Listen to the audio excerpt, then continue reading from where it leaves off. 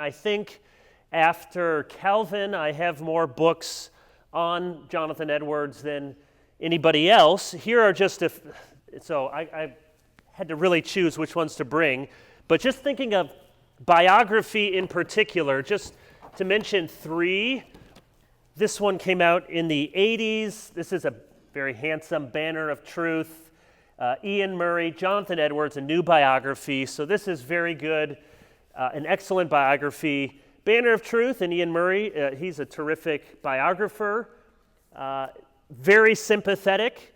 Perhaps some scholars would say should be more objective in certain ways, but really this is a great biography of Edwards. Many people would now consider this to be the standard. This came out in 2003, I think, at the 300th anniversary of Edwards' birth. This is by George Marsden, very well-respected historian. So this is over 500 pages, but it's well-written, was very well-regarded, winner of the Bancroft Prize, which is a famous history prize. Now, you'll be glad to know that even more helpful, look at this, is this, which is also by George Marsden. It's not just a cut and paste. It's a new, he wrote this 5 years later, and this is for most people, including myself. I love this as much as I did this. Of course, this has 5 times as much information, but this is a great 130 pages. You can get a great take on Jonathan Edwards from one of the experts, but writing for normal people who have things to do. This is a wonderful book about Jonathan and Sarah Edwards. It has a curious title. It's somewhat an unfortunate title. It comes from a comment that Sarah made about Jonathan, but it doesn't really reflect how good their marriage was. It's called Marriage to a Difficult Man. So, husbands, if you thought about for Christmas getting your wife that other book, Hot Protestants, your wife may get you this and say, well, I saw this and thought of you. Marriage to a Difficult Man by Elizabeth Dodds. This one has a foreword by John and Noel Piper, as we'll talk about in just a little bit. Unlike Wesley and unlike Whitefield, who we'll come to next week, Jonathan Edwards had a terrific marriage. Not that, he couldn't be difficult at times, but they were a very good match, a very warm, wonderful household between Jonathan and Sarah. There's a few books. In December 1734, strange things started happening in the little town of Northampton. Northampton is in the interior. I don't know if it's an hour's drive now, so it would have seemed like a long ways from Boston in Massachusetts. When I moved to Michigan, we lived in 2 houses there. The first house that we bought, I'm not a charismatic, but I took it as a sign that the house we bought was 2306 Northampton Way. My birthday is June 2306, Northampton. So this has got to be a house for Pastor Kevin. And it was. I'm not sure what our current house on Walter Nelson, but sounds like a nice guy. December 1734. Strange things were happening in the town of Northampton, Massachusetts. It began with 5 or 6 persons suddenly converted, and soon the work of God spilled over into this very compact village. We're talking about a very small place, maybe 200 families. Quote, a great and earnest concern about the great things of religion and the eternal world became universal in all parts of the town. And among persons of all degrees and ages, there was scarcely a single person in the town, old or young, left unconcerned about the great things of the eternal world. That was December 1734. And then this movement began to grow into the spring of 1735. Again, the pastor here in Northampton writes, the town seemed to be full of the presence of God. It never was so full of love nor of joy, yet so full of distress as it was then. There were remarkable tokens of God's presence in almost every house. It was a time of joy in families on account of salvation being brought into them. Parents rejoicing over their children, husbands over their wives, wives over their husbands. Now, rather sadly and tragically, what brought an end to this revival in 1735 is that one of the well-known men in the town, now in a town of 200 families, everyone would have basically known everyone, a man who had recently had a spiritual work in his heart and yet had a long history of, we would say, struggling with depression. Maybe even from our vantage point, we might say it was someone with bipolar. He killed himself and committed suicide. And it was a great shock to the whole town, and it did put an end to this revival in 1735. Several years later, however, 1740, 1741, 1742, this little town of Northampton would enjoy another revival. And if you want to think about what was the revival, maybe the most important word is the word new. As Edwards chronicled the revival, because of course he's the pastor here in Northampton, he often used this word. He said, the arguments are the same, but the force of the arguments and the conviction is altogether new. They come with a new and before unexperienced power. Persons after their conversions often speak of religious things as seeming new to them. The preaching is a new thing. It seems to them they had never heard preaching before. The Bible is a new book. They find new chapters, new psalms, new histories, because they see in them a new light. So this is what was happening in 1740, 41, and 42, and Jonathan Edwards became the most famous and important both chronicler of the awakening. Now this it was a transatlantic phenomenon, and we'll come back to that next week with George Whitefield. This is taking place in England, and Wales, and Scotland, and Ireland. There's movements in Germany and the lowlands, and of course it's taking place up and down the colonies. Edwards, in a large sense, shapes the narrative. He literally has a book called A Narrative of Surprising Conversions. This becomes an exciting bestseller and shapes, here's what revivals ought to look like. So he becomes a great promoter of the revivals, and he also is the most famous defender.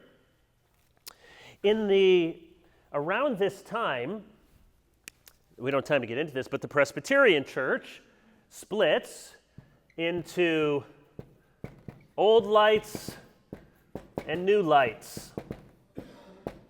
Now it's confusing because this is the first Great Awakening, and in the second Great Awakening, the Presbyterians split again, hence we are the split peas, split again between, here it's called New School and Old School, and if you think about the tradition of the PCA, it would be New Light, Old School. So it sort of can be confusing. These were the pro-revival, and this has to do with doctrinal deviation in Reformed theology.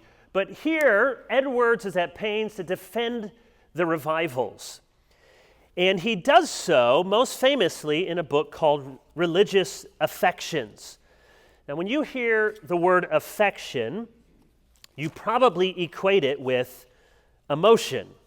And yet that's not what Edwards meant. An affection, in fact, one book I have argues that emotion, that word, didn't become really coined until another generation later, and in particular by the Scots and some Scottish moral philosophers. So this book says the Scots invented emotions, which if you know Scots is kind of a funny thing to say, but they did.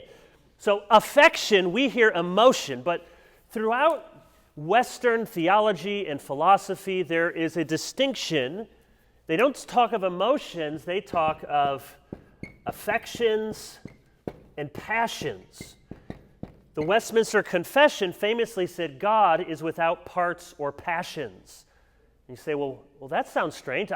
Isn't God passionate for his glory? But that's not what they meant by passion. A passion was something that rendered you passive. It was something that swept over you. So, of course, God is never passive. Things don't just happen to God. Passions were these bodily sensations. God doesn't have those. But affections were considered motions of the will. So they're related to emotions, but when Edwards says religious affections, he really means inclinations, motivations. What are you drawn to? And in this book, Religious Affections, he tries to distinguish what is a real religious affection. And it's the sort of book that I have met people that I love on both sides. Some, like a John Piper would say, this book changed his life when he read Religious Affections. Others, I had our staff at my last church read this book, and staff here can be thankful I haven't imposed that upon them. But one of our dear members of the staff asked to be excused from the book because he said, I read this and I don't feel like I'm a Christian. He's a sensitive soul. Because some people find Edwards' precision very helpful. So, for example, in this book, he says, religion consists chiefly in affections. How do you know you're a Christian? You have affections. But then part one are all the reasons that affections can be misunderstood. So he said, it is no certain sign that you have gracious affections, and he gives 12 non-signs. So these signs don't say one thing good or bad. So the fact that you have high affections, that they affect your body, that they come with Scripture, that they come in many kinds, that they're fearful, that you're zealous. So he has 12 reasons, and you would think, whew. So those aren't signs one way or another. So what are the signs? He has 12 of those. The influences and operations of the heart are spiritual and supernatural and divine. The affections are grounded, first of all, in the natural excellencies of God himself. The affections are attended by a reasonable conviction about divine truth. Well, I think that's right, but is that me? And then number 12, he says they bear fruit. He says Christian practice is the sign of signs. So Edwards lands in a rather familiar place. He says, how do you know you have true religious affections? Look at your life. Do you walk with Christ? The Sermon on the Mount. Are you walking in faith and obedience and repentance? And it's the sort of thing that after 350 pages, some people will find very helpful and other people will find discouraging. The good side is, you read Edwards, and he is trying to guard against the extremes of the revival while also protecting what he thought was good. The good of the Puritans and Edwards and Wesley and Whitefield is they are like a laser to root out nominalism. Remember, this is a Christendom kind of culture. Everyone says they're a Christian. So they are good at saying, do you really love Jesus? So that's good. On the other hand, there's a danger, like we saw last week. Susannah Wesley got to the end of her life, and Charles said, I think you haven't been a Christian your whole life. Well, that's up for God to decide, and maybe that's the case. But this emphasis on awakening, revival, affections could sometimes undermine the normal, ordinary life of cradle-to-grave Christians. So I know some conservative Presbyterians, you say, are you an evangelical?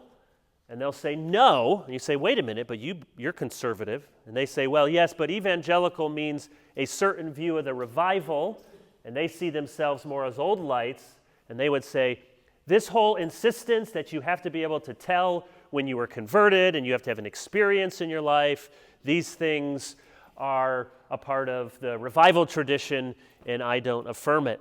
And that's what divided the Presbyterian Church, and it still divides people today. Edwards is known for many things, perhaps most famously as this defender and delineator of the revival. Let's talk about his life. He was born on October 5, 1703 in East Windsor, Connecticut, to Reverend Timothy and Esther Edwards. If you remember from last week, Wesley was born in 1703, just a few months before Edwards, But Wesley didn't die until 1791. He lived 33 years longer than Edwards. Edwards died at 54, and Calvin died at 54. Whitefield died at 55. Machen died at 55. Now, it's part of the era in which they lived, not so much Machen, but some of these did not live a long life. The Edwards family was of Welsh origin, came to the American colonies in one of the early waves of immigration. Timothy Edwards, Jonathan's father, was born in Hartford, Connecticut in 1669. He was ordained in 1694, and he pastored his church in East Windsor for only 64 years. He didn't tend to move around. You better hope that you liked your pastor, because he was probably there until he died or you died. Jonathan was one of 11 children, and he was the only boy. Yeah. 4 older sisters, 6 younger sisters, and they were all very tall, especially for their day. Edwards was probably around 6 feet, which was tall, but the daughters were all around 6 feet tall. People spoke of Timothy Edwards' 60 feet of daughters. This was quite the clan of godly Amazonians walking along East Windsor. Edwards grew up in a deeply pious, strongly Calvinistic home.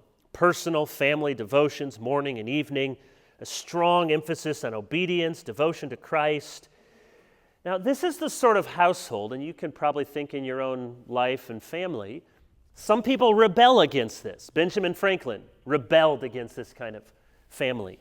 Edwards took to it from the very beginning. In fact, we don't even know quite what to do. He seems so otherworldly. At age 9, he was building secret hideouts in the woods for prayer, just like all of our 9-year-olds have done. Secret hideouts in the woods, yes. For prayer, doubtful. He was part of an elite upbringing, well-educated. To be a part of a family with a well-respected clergyman was to be a part of the upper crust, if not a kind of New England aristocracy. And this is part of his strength and maybe one of his weaknesses, his inability to perhaps understand how ordinary people might walk with Christ. In 1716, Edwards entered Yale again, 13 years old, but we've seen this. People often 13, 14, that's when you went to university. In 1720, he received his BA from Yale. He gave the valedictory address in Latin. Of course he did. The oldest residential college, I have a hat and a t-shirt with this. The oldest residential college at Yale is Jonathan Edwards College. I hope they haven't scrubbed the name yet. Members of that college are called spiders. Why, you might say, at Jonathan Edwards College? Because famously, when Edwards was 19 years old, he wrote a scholarly academic letter about the marvelous wonders of spiders. Wondrous and curious works of spiders. It's one of his famous early writings, and they're called the Spiders. From 1722 to 23, so do the math, he's not yet 20 years old, he became pulpit supply at a church, a small Presbyterian church in New York City.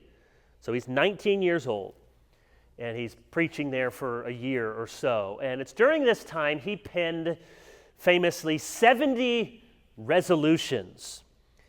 70 resolutions. So 19-year-old, very earnest.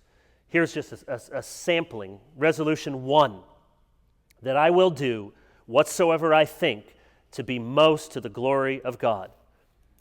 13, to be endeavoring to find fit objects of liberality and charity. 28, to study the Scriptures so steadily, constantly, and frequently, so that I may find and plainly perceive myself to grow in knowledge of the same. 30, to strive every week to be brought to higher religion and to a higher exercise of grace than I was the week before. 56, never to give over, nor in the least to slacken my fight with corruption, however unsuccessful I may be. And this is maybe gets the whole gist of them is number 6, resolved to live with all my might while I do live. I have to say that when I first came across these resolutions in my 20s, they were very inspiring. In my 40s, they're a little exhausting. But find yourself somewhere in between. They are. This is, wow, what parent wouldn't be pleased for their 19, 20-year-old son to be resolved with these 70 resolutions, to live his whole life? And they speak of Edward's personality from the very beginning and God's gift of intensity, discipline, passion. He wanted to live every moment to the glory of God. From 1724 to 26, he was a tutor at Yale. For reasons that aren't completely clear, it was a season of spiritual struggle for him, probably the most severe spiritual struggle. He had other struggles in his life. Maybe he wasn't sure what to do with his life. That's possible. Maybe he saw people graduating from Yale, advancing their careers, and he was sort of in neutral here, not knowing what to do. Maybe there was an issue of sin or temptation. Maybe, many speculate, there were difficulties in the courtship of a young girl he had fallen in love with. Whatever the difficulties, his life took a momentous turn in 1726, which is when he is called to be the assistant pastor in Northampton. He's going to assist his aging grandfather. So this is his mother's father. So on his mother's side, his grandfather, the famous Solomon Stoddard. Solomon Stoddard, who longtime pastor in Northampton, Massachusetts. So he begins that work in 1726. On July 28, my parents' anniversary, 1727, not the year they were married, Jonathan Edwards married 17-year-old Sarah Pierpont. He was 24, she was 17. Seeing there's a lot of these age gaps. Most of us don't want our 17-year-old daughters marrying 24-year-old men, but it happened there, and it turned out to be a wonderful match. Now, to make it even a little more awkward, 24 and 17, Edwards had started to fall in love with her years earlier when he was 20 and she was 13. So, okay, different time, nothing untoward happened, but he saw this was a precocious, spiritually vivacious 13-year-old, and then a few years later, they get married. Later, during the revivals in Northampton in 41 and 42, Sarah experienced this revival work in her heart. And Jonathan wrote about it, and it was not too thinly veiled that he was writing about his wife's spiritual experience. She was, by all accounts, a remarkable woman. She was spiritually, devotionally the equal of Jonathan. They had a warm, loving marriage. And at one point, after they had been married 15 years, she's had this profound spiritual awakening. People are complaining that the awakening is a distraction. They're complaining that that Edwards is distracted by writing about this work and his wife, and she might be a distraction. He says this: "If this be distraction, I pray God that the world of mankind may be seized with this benign, meek, beneficent, beatifical, glorious distraction." So write it on a card, men. You, honey, are a benign, meek, beneficent, beatifical, glorious distraction. Together, they also had 11 children. So Jonathan's one of 11. Jonathan and Sarah had 11 children. So one every 2 years from the time she was 18 until 40. So she was for, a good 20 years nursing or pregnant the whole time. Nothing wrong with that. At the time, there was a tradition, a superstition, that your children were born on the same day they were conceived. And after Jonathan and Sarah's first 4 children were born on Sunday, people started getting suspicious and ribbing him that how was he really honoring the Sabbath? It got better when they were being born on other days than that. Now, amazingly, think about the Wesleys last week. 19 children and 10 survived. All 11 children survived childhood. One, we'll see, dies later as a teenager, but very unheard of that all of those children would live past childhood. Famously, in 1900, so 150 years after Edwards died, a scholar traced the offspring of Jonathan and Sarah and found that over 5 generations they produced, now this is going to be inspiring / discouraging, and just keep in mind that they're part of the elite, the New England aristocracy. Not many people go to college, so if you're there already and your kids are going, and you're in a new nation, they're probably going to, but it's still impressive. So, one U.S. vice president, but asterisk, it was Aaron Burr, so that's not a great one. A dean of a law school, a dean of a medical school, 3 U.S. senators, 3 governors, 3 mayors, 13 college presidents, 30 judges, 60 doctors, 65 professors, 75 military officers, 80 public office holders, 100 lawyers, 100 clergymen, 285 college graduates. It's quite an impressive offspring from Jonathan and Sarah. Sarah watched over the children, the meals, the house, a farming operation, the servants, all the while almost constantly nursing or pregnant.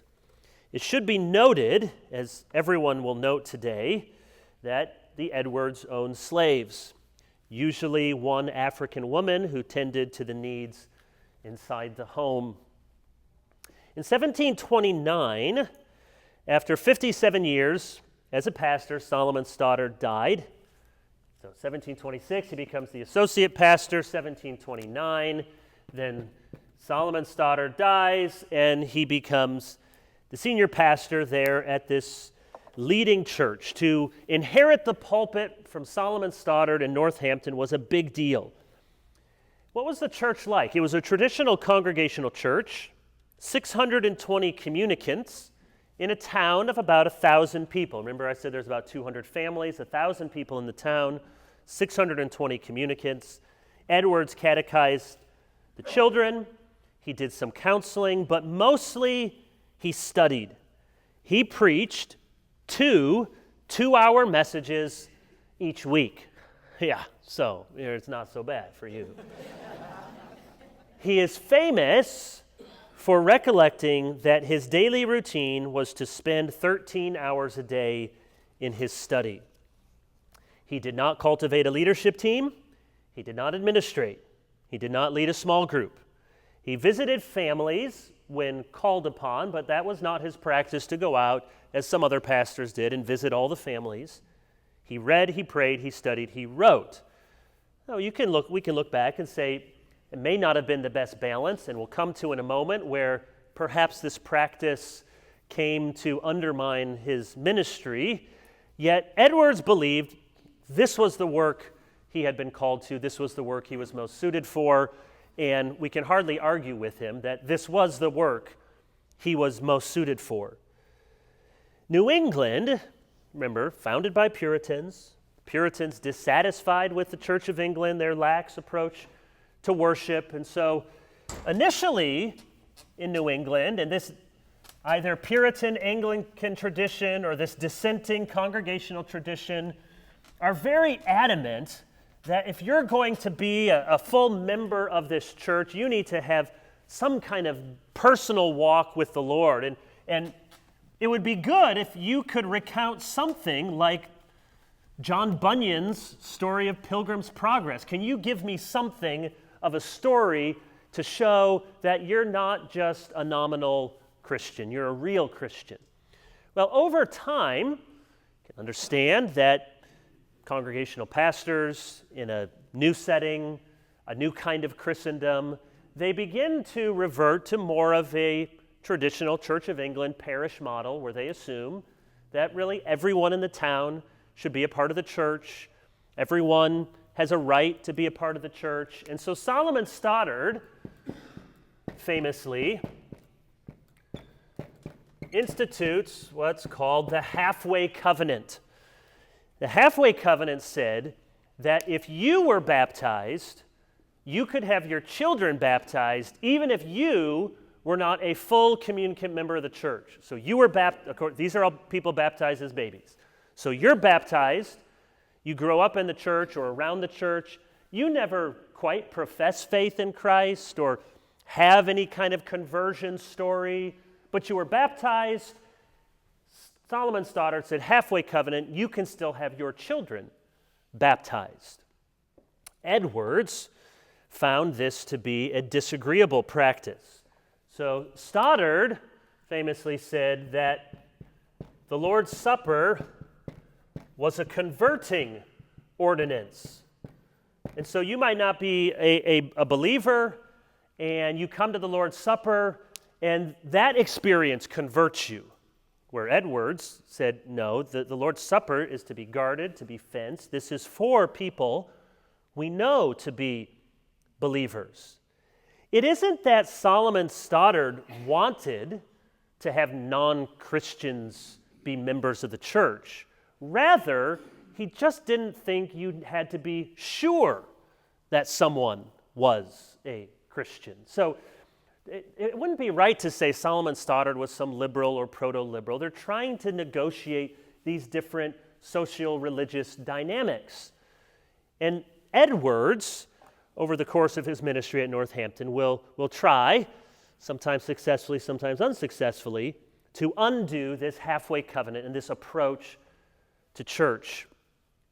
In 1741, in Enfield, Connecticut, so not at his own church, but on a kind of revival preaching tour, 1741 in Enfield, Connecticut, Jonathan Edwards preached what has come to be known, for better or worse, as the most famous sermon ever preached in American history. What is it?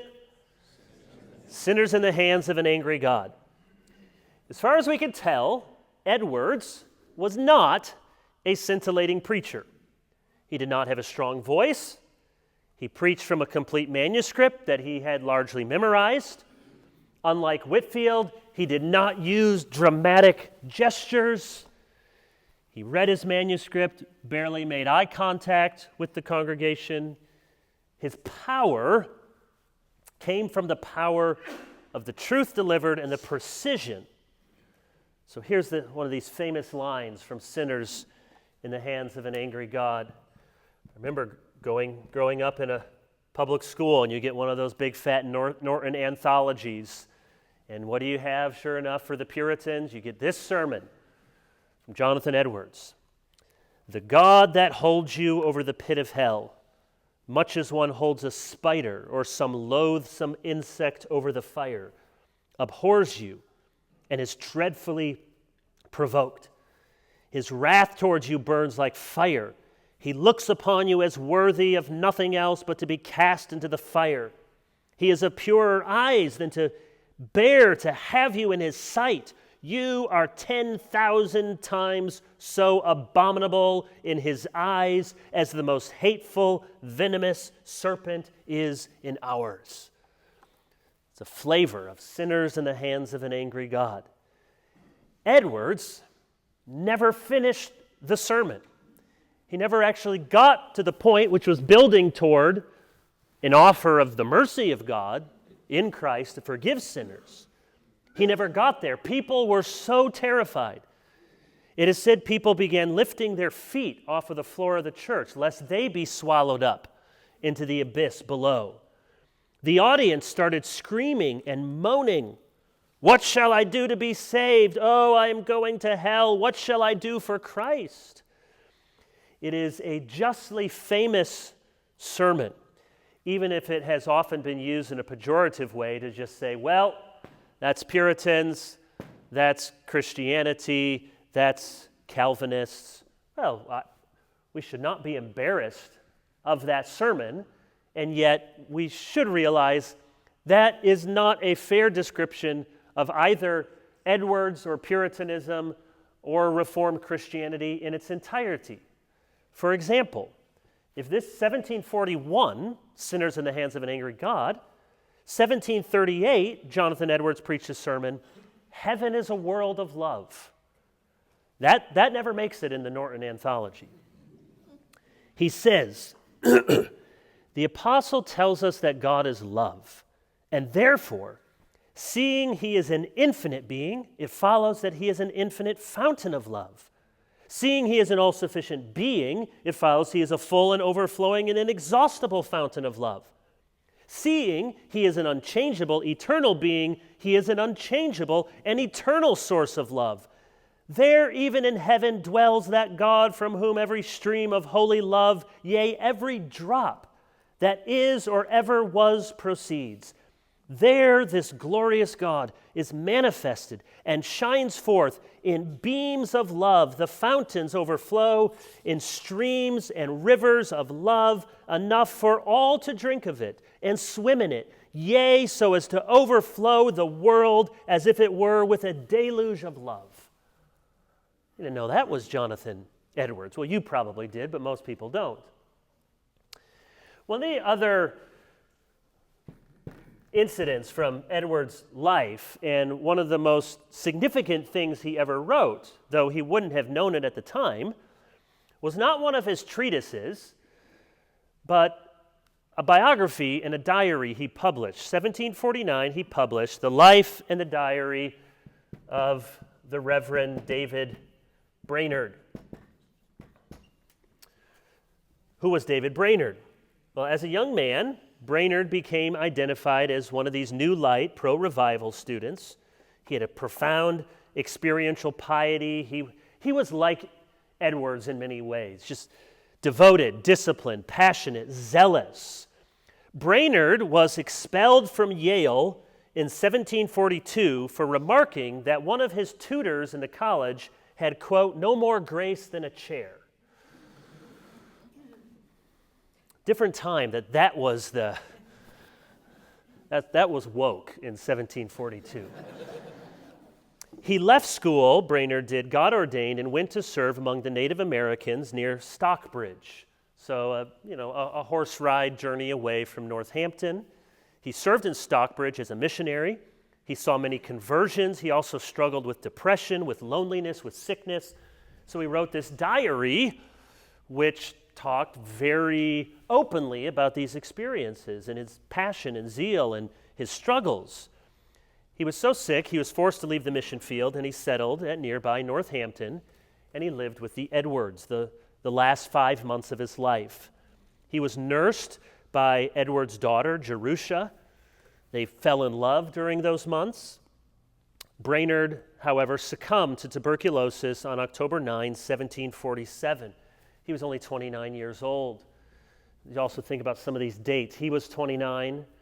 Robert Murray McCheyne died at 29. Both Brainerd and McCheyne, though they lived very short lives, their works would go on to inspire subsequent generations, especially with Brainerd, helped to launch the modern missionary movement. That this biography and diary that Edwards published became one of the great inspirational rallying points for William Carey and others in the generations to come. Sadly, Jerusha, she was 17, of an unrelated illness. She didn't get it from him. She died only 4 months later. So this was the first of their children to die. If there's a silver lining, perhaps, it is that before Brainerd died, he professed to Jerusha he could never be happy in dying, except that he knew he would see her again in heaven and they would live eternity together. And little did either of them know it would be just 4 months later that she would die. On June 22, 1750, our time is short. We have just about 15 minutes left, 10 or 15 minutes. On June 22, 1750, the unthinkable happened, at least from our vantage point, the unthinkable happened. Jonathan Edwards was fired from his church. It's been a great balm to many pastors' souls over the years. Not that a pastor being fired means he was Jonathan Edwards, but at least you're in good company. So why? Why did he get fired? Well, one issue was this continuing controversy with the halfway covenant. Edwards was right. I hope we would agree he was right in his theological position. Now, part of what worked against him, even though it's a congregational church, he didn't own decisions with a a session like hopefully we would here. It was congregational, so there was no presbytery to lean on. And Edwards, I think it's fair to say, he suffered from a typical weakness of very, very brilliant people, which is, if I just present my better arguments, surely everyone will agree with me. He always had better arguments, almost always. No one could match his intellect. And yet here was one occasion where he probably could have helped himself by, taking out for coffee some of the leading families of the church. And let me explain this to you. And so you have some problem. Let me hear what your issues are. And he tended to think, here are the arguments, I marshal the arguments. Well, it didn't win the day for him. The other issue, which happened a number of years earlier but continued to roil over with some bad vibes, was something called the bad book episode. So Edwards found out that there were some young men in his congregation who had gotten hold of some books with sexual content. Now you think pornography? No, not anything like that. But a midwifery textbook, a popular work on human anatomy that talked about female anatomy and development and cycles and all of that. Well, you get some young men. Now, these were not 14-year-olds. These were early 20-year-olds. So these young men get a hold of this stuff, pass it around, very lurid, very funny, and they begin to tease, probably in our language you would call it sexual harassment even. They begin to poke fun at young women in the congregation, using what they know from these books to talk about their menstrual cycles or their anatomical development. And so this bad book episode. Well, Edwards is just irate. This is absolutely terrible. These young men should not be doing anything like that. So he has the right instincts. But in one fateful move, so he preaches against this, and then in one fateful move, he reads out that a committee, here's a list of these young people who have been meeting with a committee to investigate this matter. And what he failed to do was distinguish among that list who are the offenders and who are merely witnesses to these things. So he just says, he rails against this. This is a great scandal, but, we have a committee who's looking into it, and they are talking to these 10 boys, young men, and he lists all the names. Well, the families whose kids were just kids, 20-year-olds, young men, they're upset. Even more upset are those whose names were just listed, and it seems to everyone in the congregation they're part of the bad guys, and they're not. They're not the rabble-rousers. This marked a turning point in Edwards' relationship with the church and lost trust that many would say he never quite regained. And so in 1750, Jonathan Edwards was fired. Now, in the Lord's providence, he then moves out to Stockbridge. Remember, that's where David Brainerd was. And Jonathan Edwards becomes a missionary to the Indians, to the Native Americans in Stockbridge. And he wasn't terribly successful, but he was faithful. And in the Lord's providence, everyone recognizes now that it was in these years, from 1751 to 57, with less conflict, less intensity. He doesn't have, the leading church outside of Boston to pastor. He's a missionary to the Native Americans. It's during this time that he writes his most significant theological works: Freedom of the Will, Original Sin, The End for Which God Created the World, The Nature of True Virtue. So the Lord uses this, even this sideways appointment, as he would have saw it, to great effect. Well, we come to the end of Edwards' life. In 1757, the president at Princeton died. So Princeton, or as it's known at this point, the College of New Jersey, began in 1747. So College of New Jersey, we'll just call it Princeton, starts in 1747. So this was a New Light school. This was a Presbyterian college to train Presbyterian ministers. Is in the New Light, the pro-revival tradition. Jonathan Dickinson is their first pastor. He serves president. He serves 5 months before he died. The second president was Aaron Burr. Not that Aaron Burr, the father of Aaron Burr, the infamous one. This Aaron Burr had been a New Light classmate of David Brainerd, and this Aaron Burr married Esther Edwards, one of Jonathan's daughters. That's why one of the descendants of Jonathan and Sarah is Aaron Burr, the man who, well, you've watched the musical. So it was natural. This is Edward's son-in-law, Aaron Burr, who dies in 1757, that they tap Jonathan Edwards. He's the most famous, prestigious New Light Calvinist. He's not only famous as a preacher, as a pastor, he really is one of the very few people in the 18th century among Orthodox Calvinists who is completely highly regarded by the Enlightenment bigwigs on the other side of the ocean. When Jonathan Edwards writes something, people pay attention. He is undeniably brilliant, and everyone, whether they liked him or not, recognized that. So he agrees with tears. He was very sad to leave his missionary post, but he left almost immediately for Princeton. He's called to be the president of Princeton in January of 1758. He leaves almost immediately. His family is going to come with him a little bit later. And in mid-February, he's installed as the new president. Some of you know the sad end of the story. Smallpox was spreading throughout the area, but there was an inoculation available.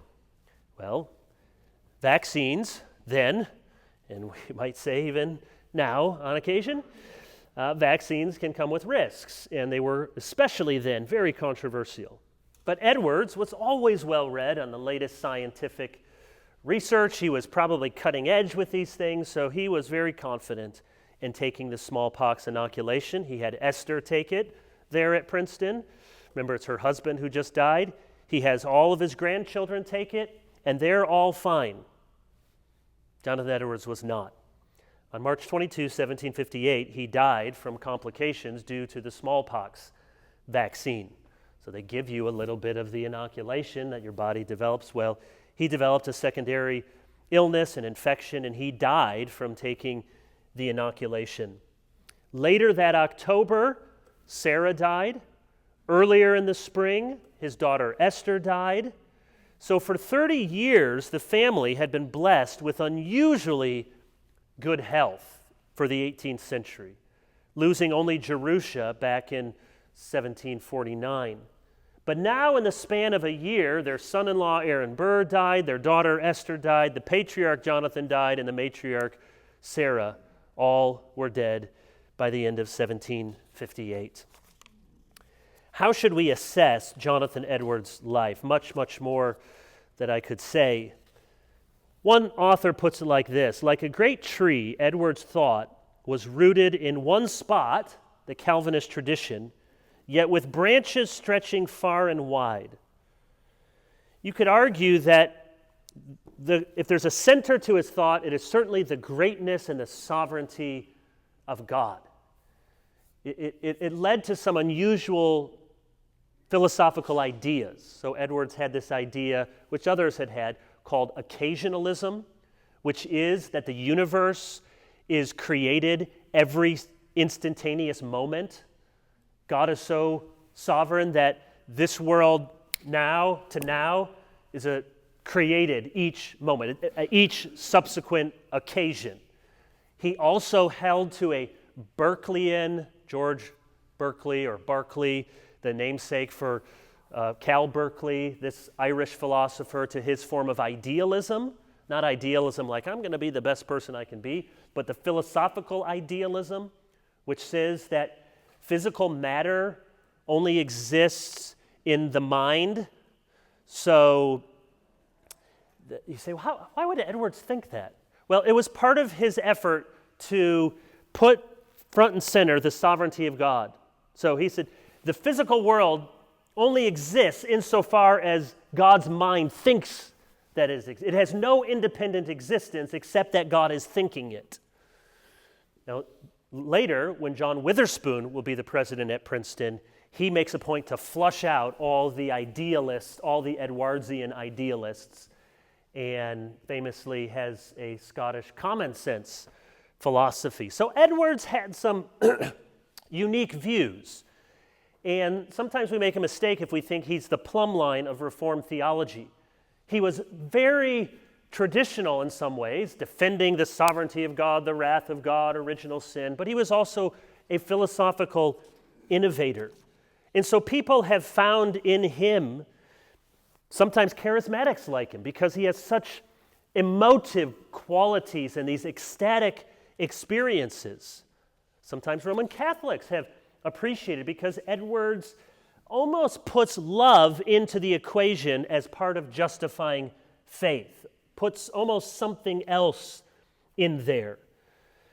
So many have found him to be so vast, so deep, so creative, that many, many people can find ideas in Edwards to like, to dislike, to wrestle with. Depending on your perspective, some people would know Edwards as a brilliant Enlightenment philosopher, a metaphysician, a pastor, a preacher, a Calvinist theologian, a precursor of the charismatic tradition, as steeped in Eastern Orthodox ideas of participation with God, or even sometimes Arminians, though they shouldn't, might like him because he was a great champion of revivals. He was more temperamentally conservative than Wesley. Edwards, for example, discouraged lay preaching. He strongly warned against women exhorting, which Wesley welcomed.